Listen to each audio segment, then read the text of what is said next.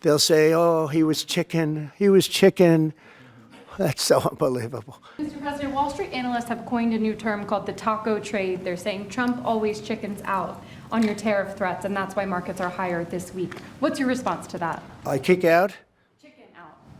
Oh, isn't that nice? Chicken out. I've never heard that. You mean because I reduced China from 145% that I set down to 100 and then down to another number? And I said you have to open up your whole country. And because I gave the European Union a 50% tax tariff, and they called up and they said, please, let's meet right now. Please, let's meet right now. And I said, okay, I'll give you till July 9. I actually asked them, I said, what's the date? Because they weren't willing to meet.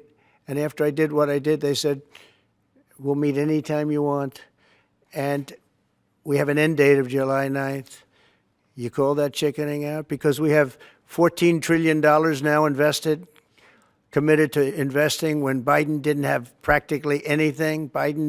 This country was dying. You know, we have the hottest country anywhere in the world. I went to Saudi Arabia. The king told me. He said, we have the hottest country in the world right now.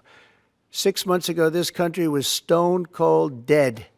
We had a dead country. We had a country people didn't think it was going to survive, and you ask a nasty question like that. It's called negotiation. You set a number. And if you go down, if I set a number at a ridiculous high number and I go down a little bit, they want me to hold that number, 145% tariff. Even I said, man, that really got up. You know how it got? Because of fentanyl and many other things, and you added it up.